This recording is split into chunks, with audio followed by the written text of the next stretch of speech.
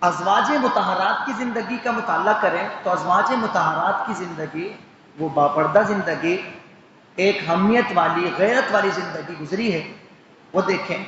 اس کے بعد بھی جو امت کی نیک خواتین ہوئی ہیں وہ ساری باپردہ تھیں۔ اگر یہ پردے کو ہٹا کر کوئی یہ کہے کہ کوئی اگر رابعہ بصری کا نام لے، رابعہ بصریہ کا نام لے، تو وہ یہ کہیں کہ وہ پردے کو ہٹا کر اللہ کی نیک بندی بنی تھی، یہ غلط کہیں۔ یعنی کہ اللہ کی نیک بندی بننے کے لیے پردہ ضروری۔ کتنی اہم بات ہے۔ اگر اس خاتون سے اس کا رب ہی راضی نہیں ہے، پھر کس کو راضی کرنے کے لیے چلی؟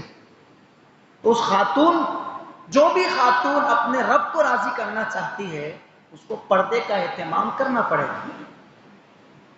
جو خاتون اپنے نبی سے شرمندہ نہیں ہونا چاہتی، اس کو پردہ کرنا پڑے گا۔ اب وہ آزادی کہے کہ نہیں ہمیں آزادی چاہیے، سر پہ سے دوپٹہ دور کر دیا جائے، لباس عجیب قسم کا پہنا جائے، تو یہ ساری چیزیں وہ یہ کر کے وہ اللہ کی نیک بندی نہیں بن سکتی، اللہ کی پسندیدہ بندی نہیں بن سکتی۔ قرآن و احادیث میں جن نیک خواتین کا ذکر ہے، یا ہم جن بزرگوں کی والدائیں ان کے حوالے سے جانتے ہیں، پڑھتے ہیں، تو ان خواتین کے اندر یہ خاص طور پر جہاں دیگر عبادتیں اور ریاضتیں اور مجاہدات شامل ہیں، وہاں پردہ بھی بہت اہم ہے، جو ان کی سیرت کا ایک اہم پہلو ہے۔